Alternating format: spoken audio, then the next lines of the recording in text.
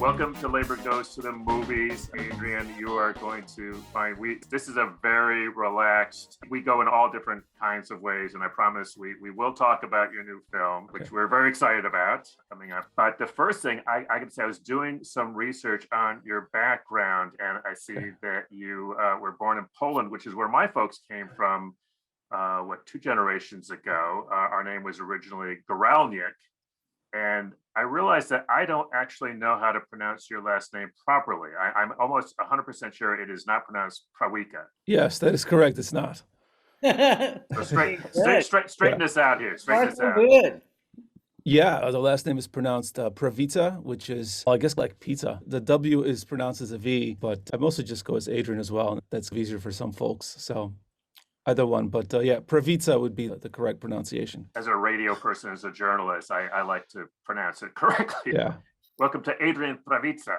Yeah, there you go. Yeah. Okay. And it's not a minor point, because when I'm looking at the films that you have done, starting with Fourth Partition and then A Night on Milwaukee Avenue, you've really focused on immigrants in Chicago specifically. And of course, Haymarket also involves immigrants. So this is not a detail. This seems important to me somehow.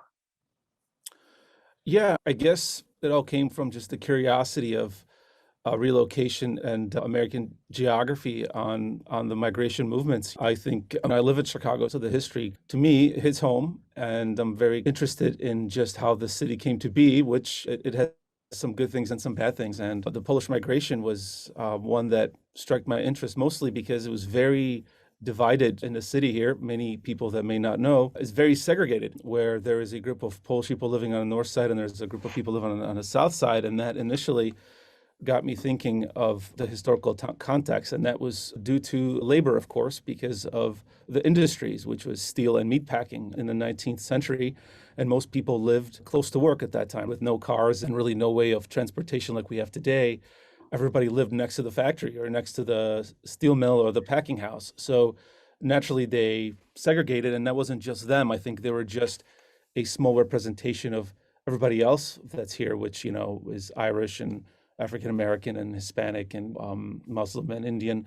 So I think a lot of these neighborhoods that were created in Chicago were basically based on labor and people just trying to find jobs and then trying to find people like them because they couldn't speak English. Now, going to Polish migration, Polish people, of course, didn't have their own country at that time. They were divided and conquered by the Russians, the Germans, and the Austrians. So when they came to America, this was the first time they had a sense of identity. They were basically nomadic people with their lands taken. So while in Europe, if you were Polish and you spoke your language, you would have been imprisoned or executed. When you came to Chicago, you could actually be Polish. So of course, they didn't speak English, but they were conquered by the Germans. So they were naturally gravitating towards the German neighborhoods and German areas because they couldn't speak English or any other language, but they could speak German. So they gravitated towards them. And then of course, when the Russian and some of the other migrations came later, the Slavic and the Jewish migrations, they would also attach themselves to the languages they were familiar with. So it's interesting how that came to be. And of course, that mixed with everybody else who didn't speak the language, and you got this melting pot of Eastern and American mixture. So that was some of the beginnings of my interest in the concept of labor and how that directed migration. And that's how I landed to Haymarket in some ways. Which kind of leads to this kind of weird kind of question that we usually ask folks, which is, what you came over at age 10, and I'm curious about what got you're quite a filmmaker. We're going to talk about this. I want you to talk about Red. I'm fascinated by the Red camera. But what got you on this into movies, into being interested in movies, to making movies? What's your origin story there?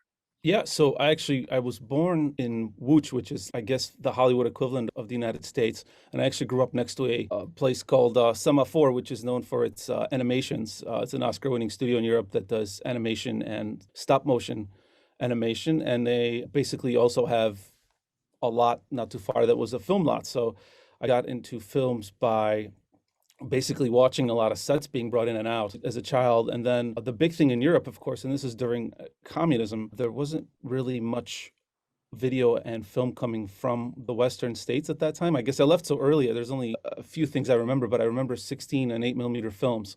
And that's the only way you could get Western movies was by people copying them onto 8 millimeter films. I guess instantly got into the whole concept of projection. And when I was maybe a teenager here, I started collecting home movies from around the United States that were 16 mil and 8 mil. And then I got into collection, which kind of became an addiction of 8 millimeter cameras. So I ended up having all these cameras and all these old films from like the 60s and the New Orleans floods in the 60s and home movies from the 30s. And then it got morbid because I started collecting a lot of movies from the 20s and the teens. So I amassed this collection of all these movies, which I ended up using in some of my films to try to showcase, which also helped a little bit with the cost because I already had a lot of these films, so I didn't have to license a lot of that footage. So a lot of the footage in all these films is actually my personal collections that I've amassed over the years.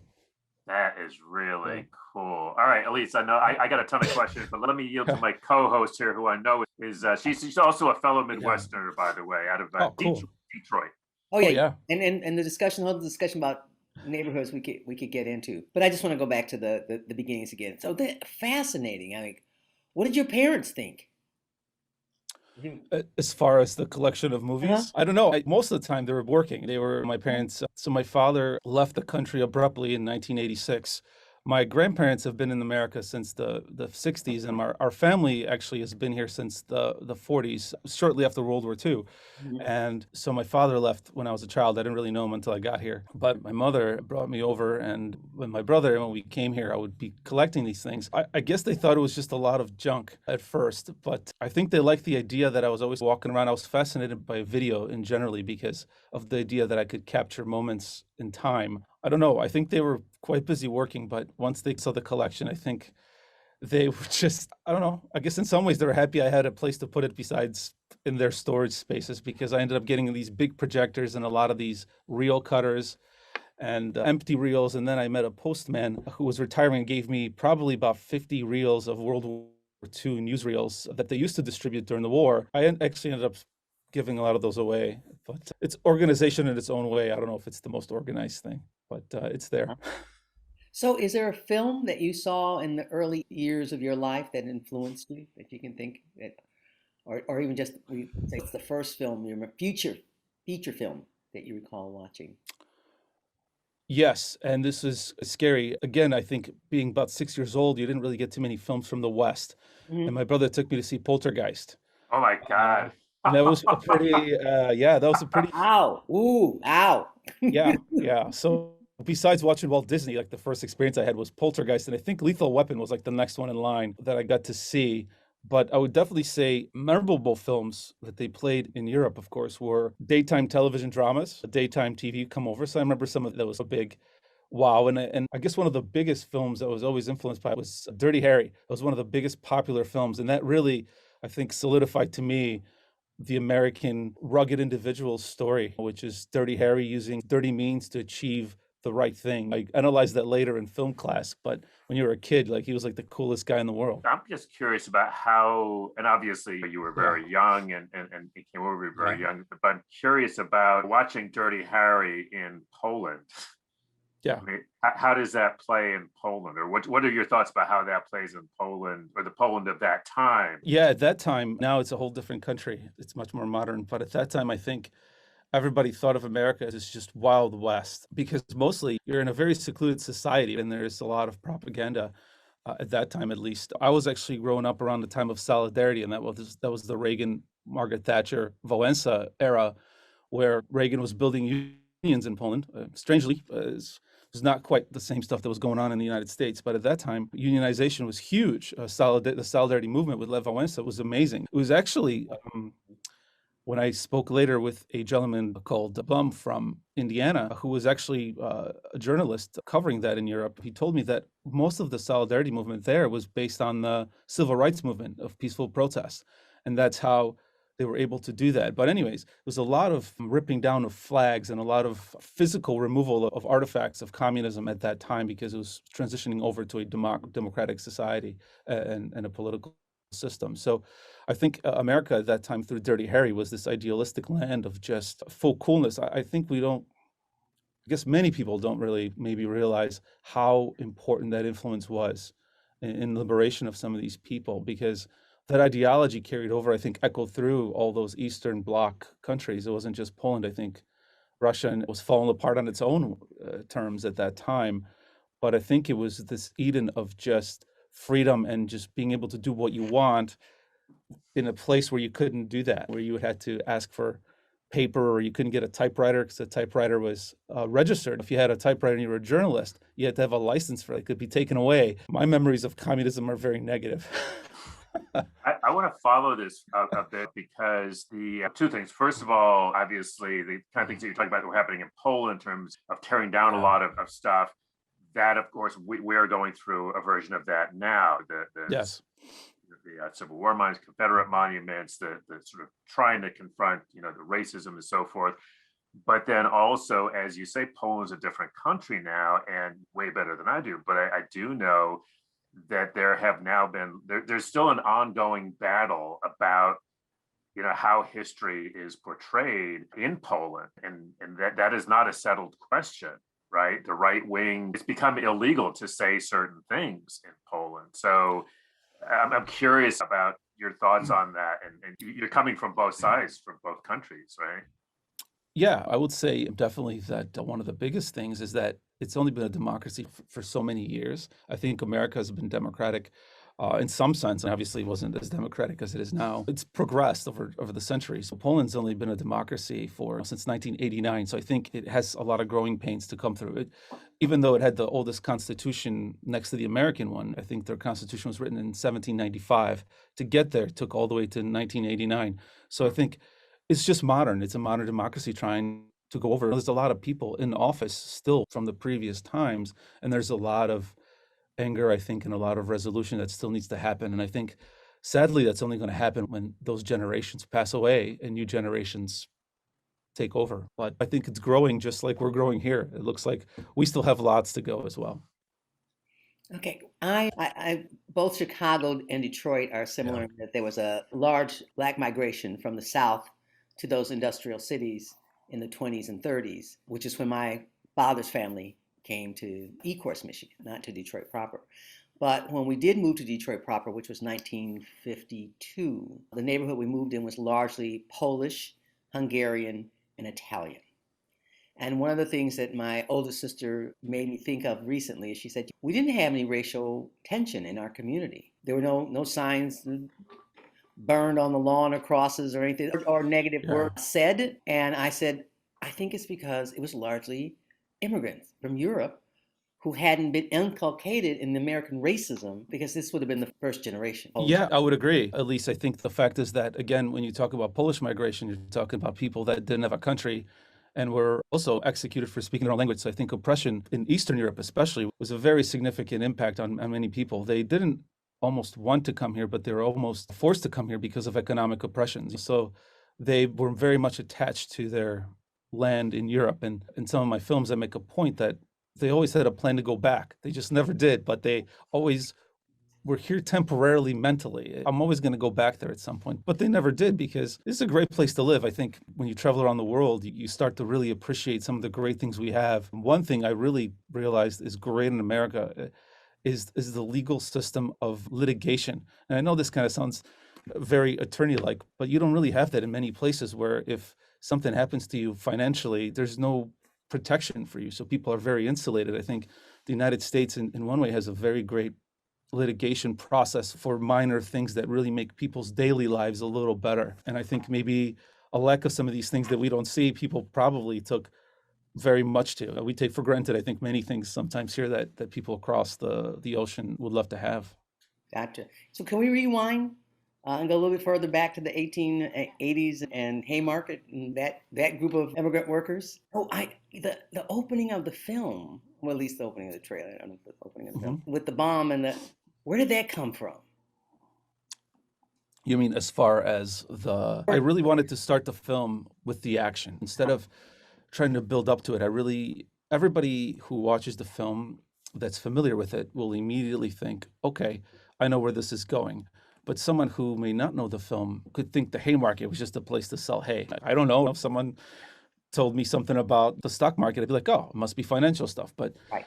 so I wanted to introduce the fact that this isn't really about selling hay, but that it's about a different event. And I think that's why I kind of brought out the idea of the bomb and the idea of this explosion right up front, to lay it all out on the table and say, well, this is what it's about. And let's take it from there and kind of tell you what happened.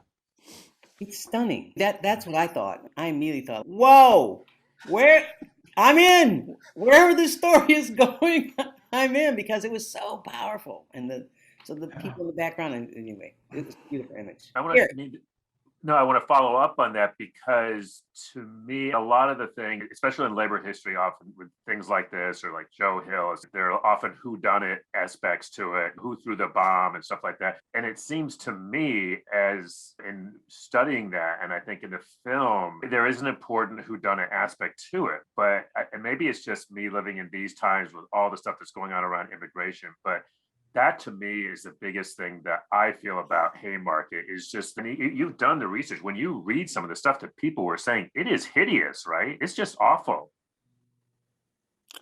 Yeah, the whole case around it was very divisive. What's interesting is that, of course, at that time, newspapers sensationalized a lot of the news because that's how they were paid. So a lot of the facts are very mixed. And I think it's very hard to get the truth out of just a newspaper, or even out of the books. I literally had to dig into the actual speeches. I spoke with some people that wrote a lot about the film, Jim Green and some of the other people that wrote on Haymarket. And I noticed that in some cases, they also didn't go into a lot of the speeches that were going on. So I ended up reading a lot of the actual speeches by the original Chicago Anarchists, which were very powerful and strong speeches. I think some of this stuff is just unbelievable because it lays out things in very simplistic ways, where I think a lot of the newspapers focused on sensationalizing the anarchist movement of just a revolution. I think those people were very much rights activists versus revolutionaries. I don't think they were intentionals were violent, but I definitely felt a lot of desperation in there. So when you're trying to get people's accounts and then newspapers, that were they not right? Were they accurate? Were they just promoting one political idea over the other?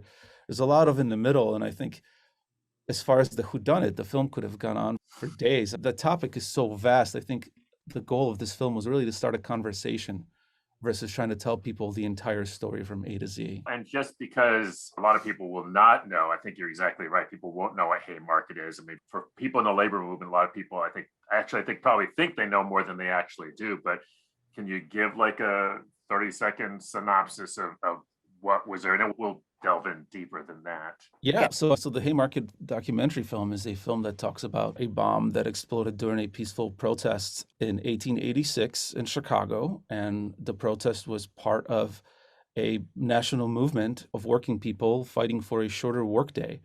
At that time, people were working 14 to 16-hour days, 6 days a week, and this was a national organized movement, one of the first in its kind, that would advocate for a shorter day, a follow-up to a 1968, I believe, 1868 movement that dealt with the government implementing a 8-hour workday.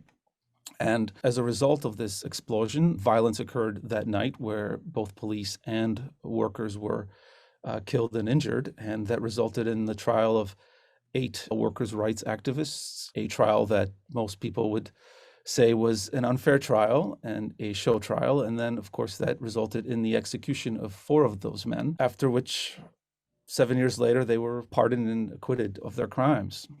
By the governor of the state, by the way. Yeah, a governor of the state whose career was ruined, as well as the careers of everybody who defended the men. And of course, that also was a big blow to the national labor movement, which at that point did no longer actively participate in national organized movements, but more regional and local, because the national movement took a big blow from that event. The other thing, and I'd like you to put a little context in it, is that the events of Haymarket, the movement, the 8-hour movement, the rally that day, were happening in a global context. This was a global. This was Karl Marx. This was a battle between capital and labor. So this was not just even a national movement. There was a real struggle going on over what was happening in the workplace, which again, to me, has a lot to do with what we're going through right now.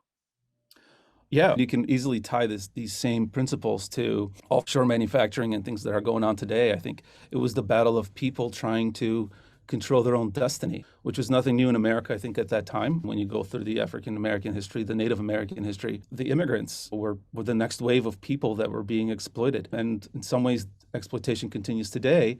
But I think these people were trying to control their own destiny. Working 12 to 14 hours a day, 6 days a week, removed you from your family. You basically didn't have a father. You didn't have a mother. You were raised by strangers, and kids were playing in the alleys. There was no safety nets or programs for children or people that were in poverty to help them lift themselves out of poverty. Reading levels were incredibly low, and people were stuck in a revolving door of poverty and misery and being basically a wage slave to the capital system that was governing that time. In some ways, it was, I think, a desperate move. I think people organized not just because they wanted a union. I think a union was a desperate and a necessary element of people just trying to live. If you can't survive working 16 hours a day, 6 days a week, how can you survive? And my aspect of that is historical, not so much political or organizational, but I think it was just a matter of fact that people were just struggling.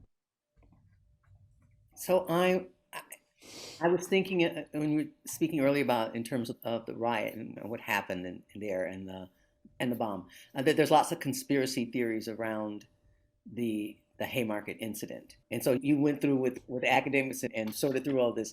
So Yeah. what occurred to me is two things. One was about the police then and the police now. And what happens when you have a peaceful, that as when Black Lives Matter was peaceful, it was like, yeah, whatever. But when things broke out and they're violent and it's just terrible and they're ruining our neighborhoods and threatening domestic tranquility. And then I remember the story about the mayor. Because my conspiracy tinfoil hat is on. What about the Yeah. mayor? Because the mayor of Chicago was supposed to be there, right? He was there. Oh, He actually okay. he did come there because he was actually a pretty well-liked mayor. He was a very pro-union mayor at that time, and he came there because he was expecting it to be violent because, well, people died the night before, and he expected the workers to be upset about the fact that they were killed at the gates at the McCormick Reaper Works the day before. But as he was witnessing the speeches, he realized that, well, this was an event that wasn't so big. And today, 1,000 people on the street is pretty big. I think back then, thousands of people would gather all the time because today we have media that you can learn things. Back then, you literally had to go outside or go talk to somebody.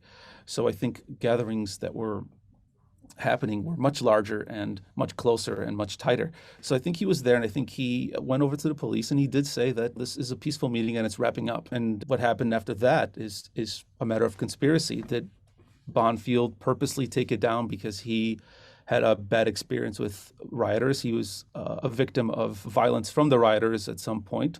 Not that he wasn't partaking in a lot of the repression of workers.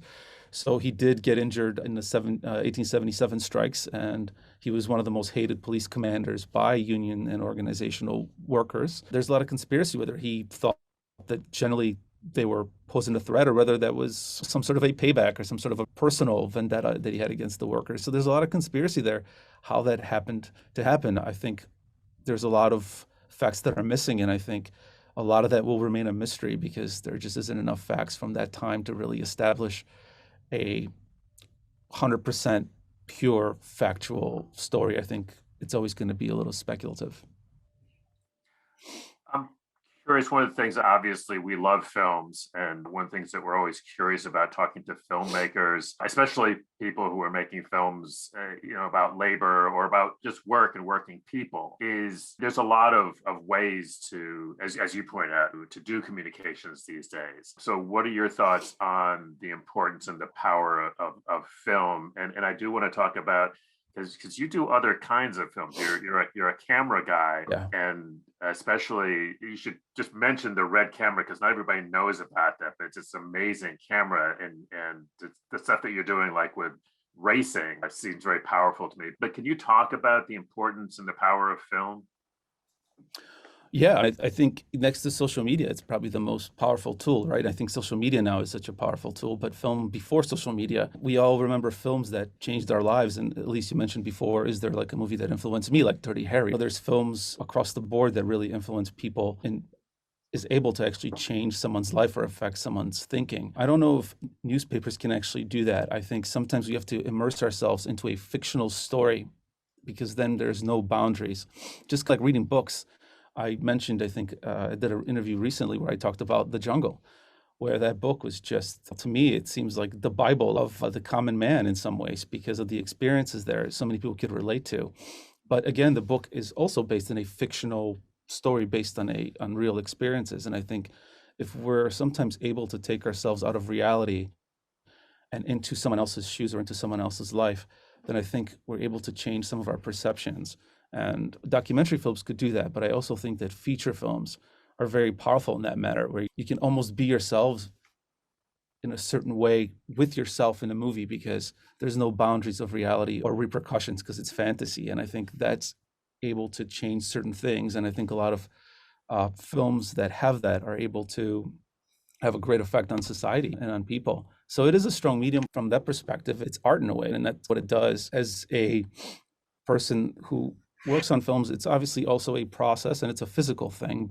But just like any artist, I think a film reflects its society, right? You have musicians and painters and sculptors and poets, but they're all really reflecting a certain time frame of society at that moment. And I think in order to do something, you can do films that people should see, but you also have to do films that people want to see, because in a ways, everybody's creation is a reflection of their time in the society at that place and point in time. I was hoping, I wanted to get some reaction. Elise right. wears many hats, and the one I was particularly thinking of is she's executive director of the Labor Heritage Foundation, which has a big focus, obviously, on the arts and the importance of the arts. And frankly, in the labor movement, not always as prioritized as they should be. I'm trying to be politically sensitive here, Elise.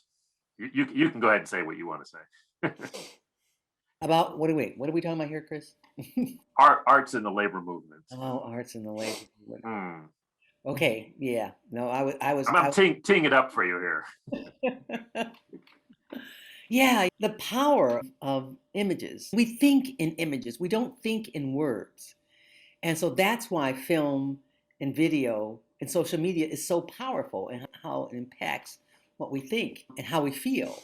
And in the labor movement, and we've had this question every year since I first came to the first Great Labor Song Exchange, which was 1983 or something like that, of why the labor movement doesn't use this more, because everybody else seems to know how powerful it is. The people who pay for the Super Bowl commercials know how powerful it is. And certainly the multi-billion dollar industry, film industry, knows how powerful it is.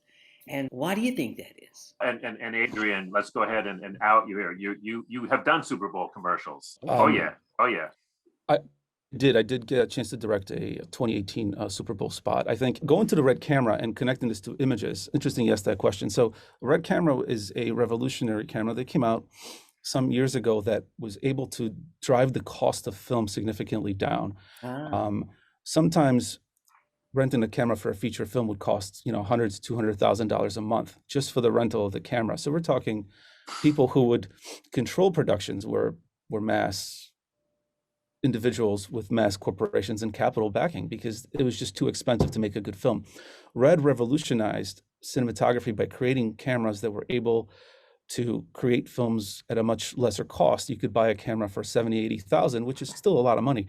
But when you compare it to renting it for $200,000 a month, that's a huge drop in overhead costs for productions. And I think that launched a whole new wave of filmmakers. I don't think people like me or anybody who came in the last 10 years would be able to create movies without such innovations, including things like improvement in technology that we're able to now create a cinematic medium for a much better cost. And yes, I would definitely agree that imagery and marketing is very important. And now I'm not in a labor union, and I took the film mostly because of that. I felt that I could have a more of a historical aspect to the situation than having one from one side or the other. But I will say, from a marketing experience, and I've done quite a few years in that I feel that is one of the weakest points of organization is the lack of understanding marketing principles. Because even though we want to change things, we are still working within a system.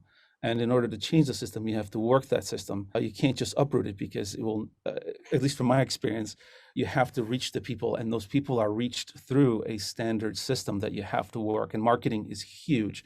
And yeah, there's billions of dollars spent into trying to push certain agendas on people. And I think if labor doesn't at that same time work those angles, I think it's much harder to reach that audience. It's much harder to reach those people at home because they are used to these new mediums that are being pushed on them, which is social media and all the new things that are coming out.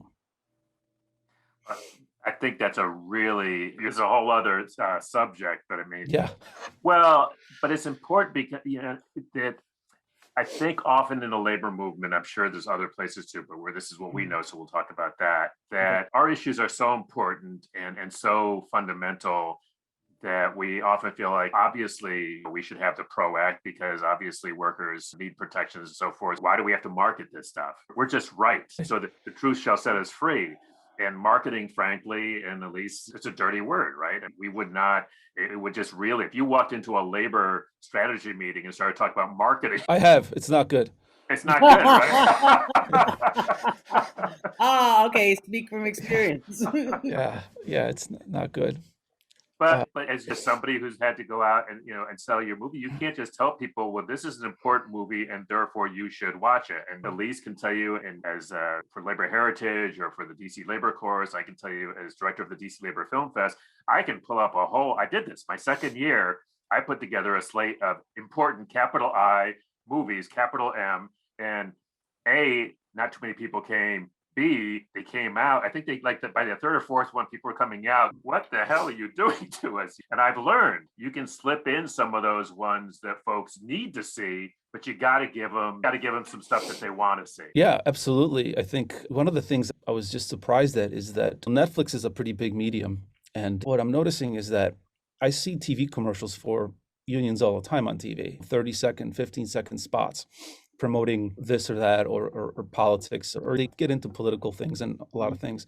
But what I'm not seeing is cinematic stories that could change people's lives, like TV series. There's no funding for that. And when you're trying to say, hey, I'm making a movie and it's going to be about some anarchists, nobody's going to return your phone call. It's incredible. How do I make out the check? I could probably fund a 5-minute film on natural gas with more money than I could a series on labor. Honestly, that's the reality of the situation. And I think through stories like TV series now that are coming out, people are just immersed in this, that having labor stories go through cinematic experiences like Netflix and would have an impact, I think, 10 times larger than a TV spot for 30 seconds that people are trying to skip. Now, this is just my opinion from, again, a marketing business perspective, because preach on, brother, preach on. Yeah. I don't live on funding. I have to survive by sale in some ways. So I think there is really where I think these stories are amazing, but they're just not funded. There just isn't much that I've seen, especially with this film, to compare to. And I hope that in some ways, maybe that they'll change in some ways. And I think that has to start with that shift in technology, and young people and people who are attuned to that technology have to push that forward. I'm sure Elise has something, but my question is why not?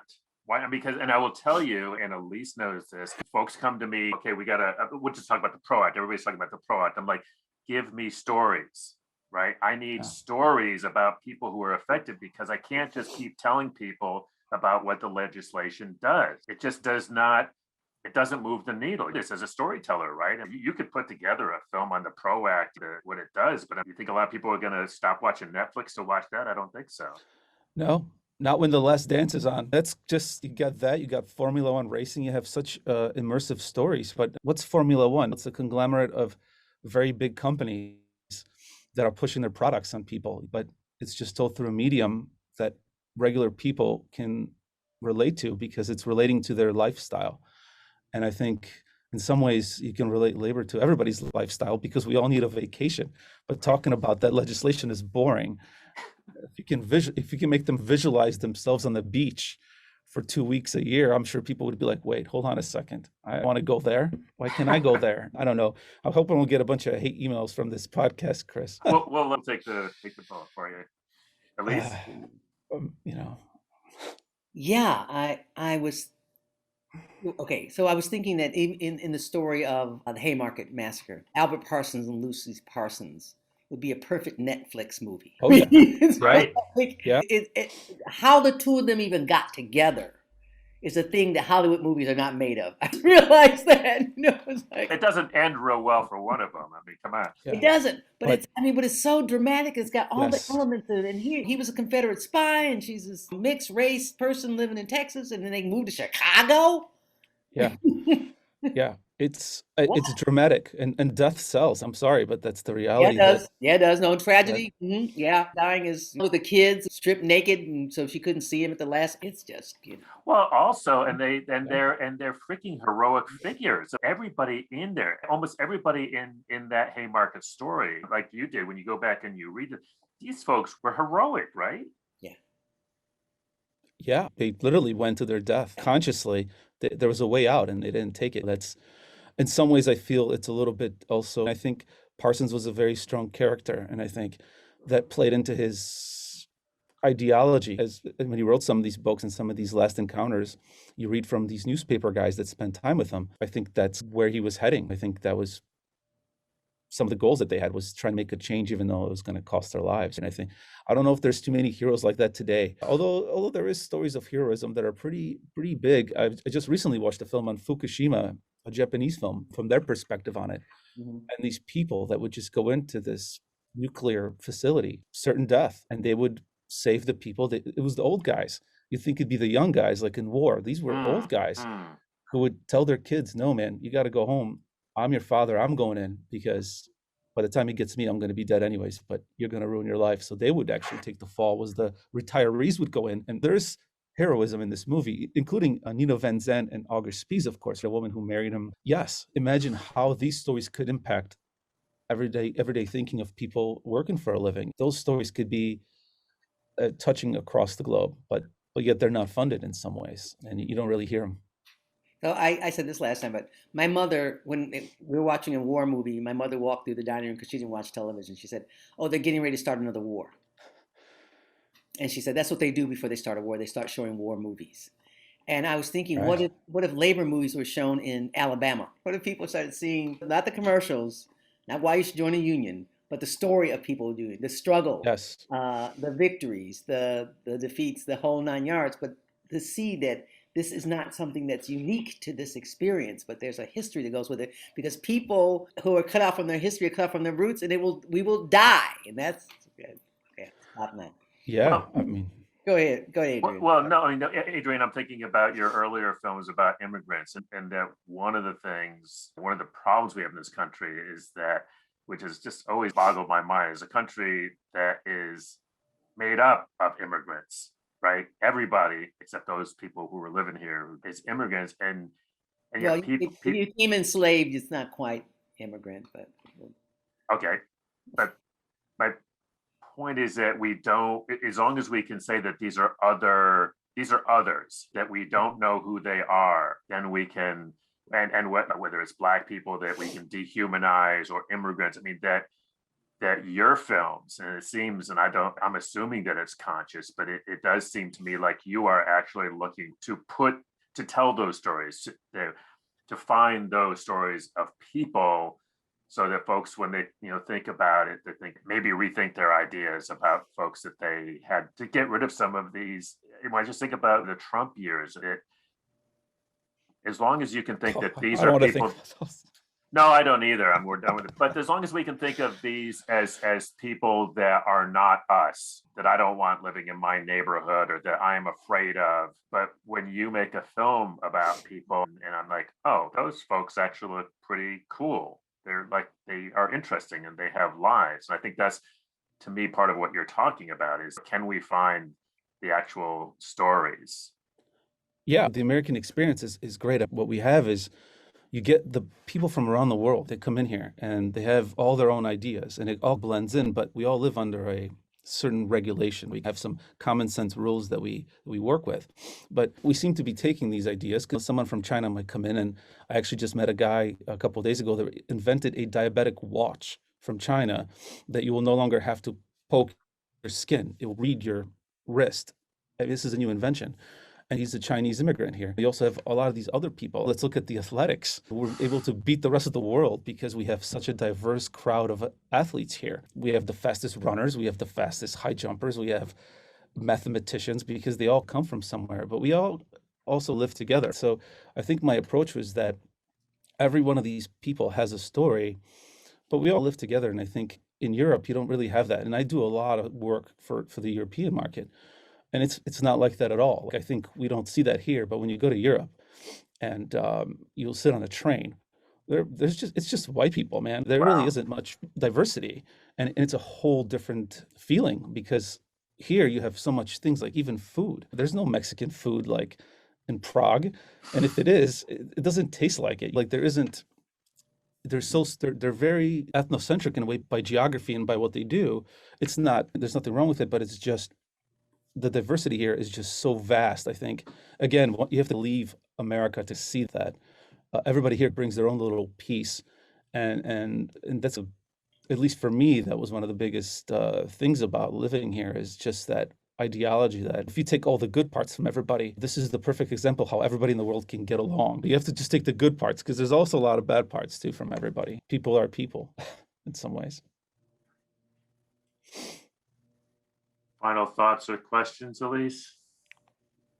No, I was thinking again about the police, and I was thinking about when we were in London. Chris and I were going to a rally, and was walking along, and someone reminded me that the reason the Bobbies weren't given guns is because they knew it would be the working class killing the working class. Here we are in the United States at this time, following the trial of Derek Chauvin, and how people were prepared for a riot, and how the media couldn't accept that it wasn't going to be a celebration. And you're documenting and you're telling the stories.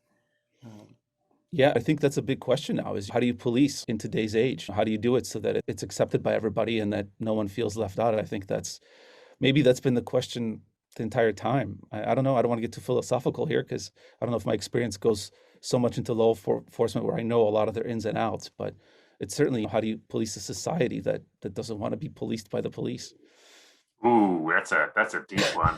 Right, I have two things I want to wrap up with. One is just a technical thing. I was looking at your website, and I noticed an interesting thing that you asked people to reach out to you with ideas for films, and I don't know that I've seen that before. Do you want to describe that process a little bit? It seems a very interesting process for a filmmaker. Yeah, I think, again, it comes to my whole concept that people have to make films that people want to see and not should see. And there's a lot of stories out there that aren't being told. And one of the things I do is I love to have an open conversation about creating movies that have an impact. I think, to me, has always been to hit a certain audience versus trying to hit everybody, because you can't hit an entire audience with documentary independent filmmaking. It's impossible. The scales are tipped so far against you. I think the big thing is you can make change regionally and locally, and you can make change, and you can make films that really affect people's lives on a more granular level by asking them, look, what do you want to see? What's interesting to you? And what do you think people should learn about? And I think that's one of the big things I like to push, is that a lot of these independent films, like Haymarket, I know it's a major idea, but it's not majorly backed, and that's the truth. It needs people to come in, and you'd be surprised how many people come out of the woodwork and say, hey, I'm working on a film here. And there's also a network, because people can share ideas that way and can help fund each other's projects and can help bring out some of these stories that are independent and unique. And you won't find that being pushed to the mass media. So you kind of almost have to have some way to try to realize these things. so we're going to have debut on May 1st. We are. Yeah. And so actually, that was the last thing I wanted Adrian to talk about, because of the DC Labor Film Fest. And actually, I think, Adrian, we're up to 10 or 11 of our other labor film fests around the country have jumped in, and the film's going to be available for viewing, and then there's going to be various discussions. But I actually know that you have even more lined up, because May 1st obviously is all built around that. So it's going to be a big week for you. Yeah, about 36 screenings or so on May Day across the globe. Yeah, thanks, guys. I don't know. I guess I'll have to see how I do. I have a lot of virtual discussions because of COVID. If they get to about 90 people or more, I don't know how that's going to go. We'll have to see. That's my honest opinion. But a lot of organizations have come in and helped, and small and bigger ones. And it's been nice to see people just embrace the movie for what it is and just being, yeah, let's play it and see what people think. I'm hoping there'll be some good discussions, and I think I won't be surprised. So. I thank you for making the movie. Thank you for providing the opportunity. So often in labor history, these are things that are forgotten or told from a boss's point of view. So it's really nice to see a film about Haymarket, and also for you as a filmmaker being so willing. I was talking to the Global Labor Film Fest Network folks yesterday, and that's like, well, Adrian hasn't said no yet. Yeah, and I'm very thankful to people like yourselves, because I think that's really a lot of the ways that you can get some of this information out. And it's always a two-way street between people who help to tell these stories and then people who help to share them with others. It's nobody can do a movie by themselves, and no one can really. If I get a heart attack, I'm not going to operate on myself. Everybody needs each other to work together, and I think that's really great of you guys to have some of these alleyways to share some of these stories. So I hope that only grows. We'll keep We love working on it. Yeah. All right, Adrian Prawica, thanks so much for making the movie. Thanks for being with us. Look forward to seeing more of your work and having you back soon. Yeah, absolutely. Thanks, and enjoy the film, and we'll see how that goes. Thanks. All right, Thank you. take Yeah, care. thank you, guys. Absolutely. Yeah. Bye-bye.